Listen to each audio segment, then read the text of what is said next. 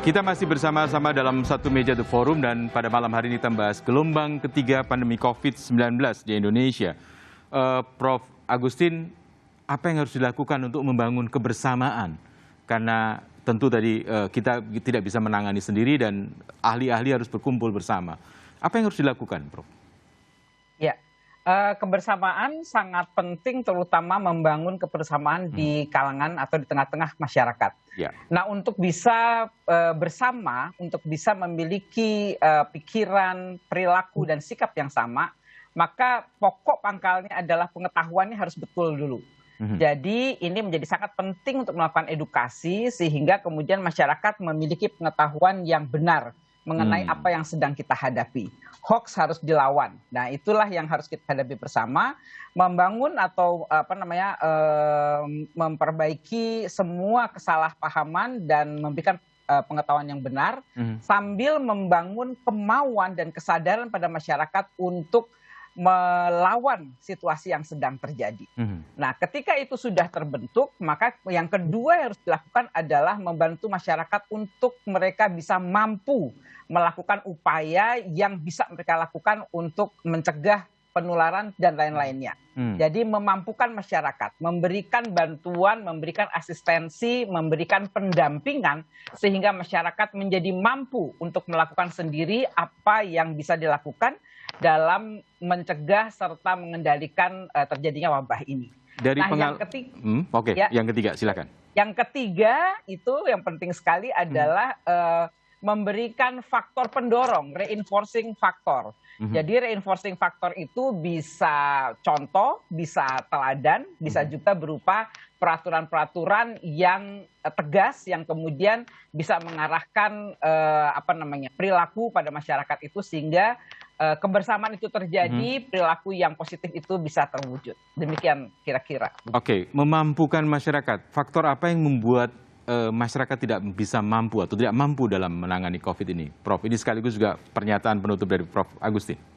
Ya, memampukan masyarakat dalam hal ini menjadi penting karena sebetulnya setiap masyarakat kita itu memiliki kemampuan dirinya sendiri, ya. Jadi setiap masyarakat punya kemampuan dan punya kultur, punya budaya. Nah, ini bagaimana kita bisa memahami masyarakat itu punya kemampuan apa dan bagaimana kulturnya itu bisa didaya gunakan untuk kemudian meningkatkan.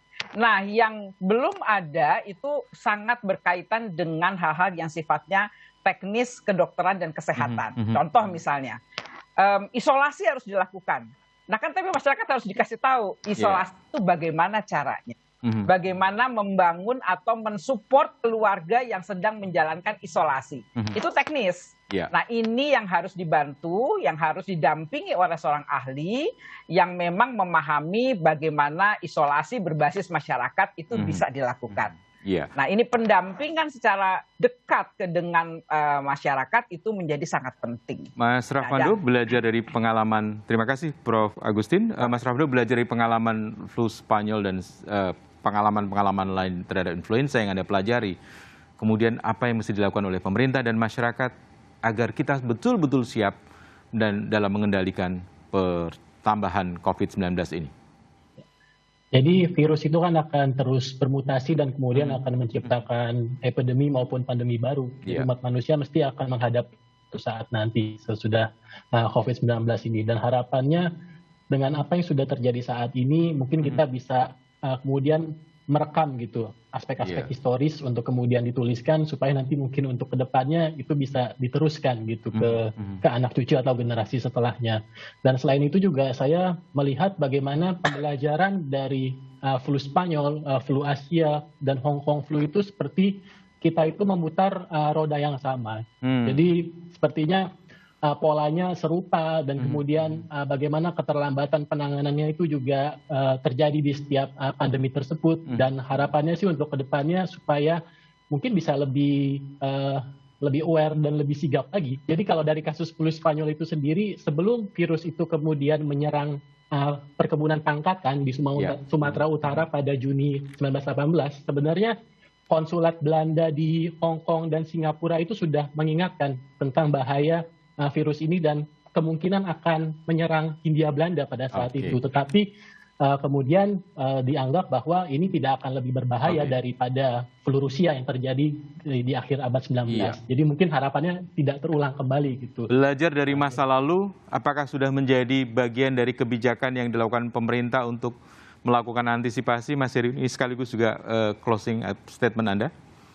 Ya, sejak awal pandemi ini kami juga mempelajari apa yang disampaikan oleh Mas Rafando tadi ya, bagaimana flu Spanyol tahun 1918 itu menimpa, dan kemudian belajar dari sejarah itu bagaimana untuk mengantisipasi dan menyusun kebijakan yang kita lakukan saat ini.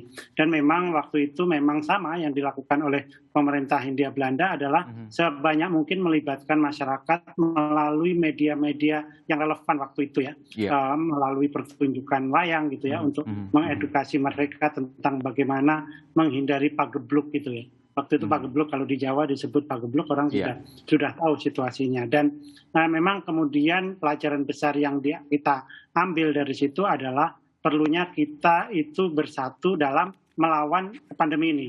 Masyarakat tidak boleh terbelah, bukannya tidak boleh berbeda, tapi tidak boleh terbelah seperti apa yang terjadi di Amerika sekarang gitu ya, dalam melihat pandemi. Dan kita bersyukur masyarakat bisa memahami seperti ini, kendati ada kurva normal juga ya, ada ekstrem kanan, ekstrem kiri, bahkan yang tidak percaya COVID itu ada. Pemerintah sudah cukup menjaga. Tapi secara keseluruhan. Terima kasih Mas Heri. Pemerintah sudah cukup menjaga agar masyarakat tidak terbelah. Closing statement dari Prof. Zubairi dari kacamata seorang dokter. Ini masalah kaitannya juga cukup kuat dengan behavior, dengan perilaku, baik human behavior maupun virus behavior yang selalu bermutasi. Untuk human behavior memang kita perlu, tadi sudah dibahas mengenai kebersamaan, bahwa ini penanganannya harus multidisiplin, semua departemen harus ikut bersama-sama, dan ya untuk behavior untuk masyarakat itu yang perlu sekali adalah seperti yang hari ini dikerjakan, jadi adanya edukasi ke masyarakat yang terus menerus diulang-ulang sehingga bisa masyarakat yang tadinya mulai nggak paham menjadi paham, kemudian mengubah perilakunya pakai masker, cuci tangan, kemudian udah bosen tapi diingatkan lagi sehingga kembali ke perilaku yang baik. Dan kalau ada yang bilang apakah kenaikan ini berarti kita gagal, sama sekali nggak. Indonesia tidak gagal. Kita pernah membuktikan bulan Oktober, November, Desember itu amat sangat rendah, jauh lebih rendah dari banyak negara lain. Istimewa, kita pernah di ranking dunia itu nomor 130 sekian. Ya, hari ini makin naik, tapi kita juga masih pada ranking sekitar 40-an, jadi masih lumayan baik. Jadi dan itu berarti juga kita masih punya waktu. Jadi harus kita kesempatan emas ini harus kita gunakan sebaik-baiknya. Dan tadi saya mendengar amat sangat senang bahwa pemerintah besok akan mengubah beberapa kebijakan sehingga ke depan kita menjadi lebih optimis. Saya yakin kita bersama bisa mengatasi seperti halnya pada bulan setelah Juli Agustus yang lalu, akhirnya kita bisa. Dan kita sekarang yang divaksinasi sudah lebih banyak sehingga modal kita selain pengetahuan juga masyarakat yang divaksin sudah lebih banyak. Optimis? Intinya optimis, jangan optimis, dan Indonesia jangan takut. Tidak gagal. Jangan takut. Itu pernyataan yang harus kita garis bawahi bahwa jangan takut.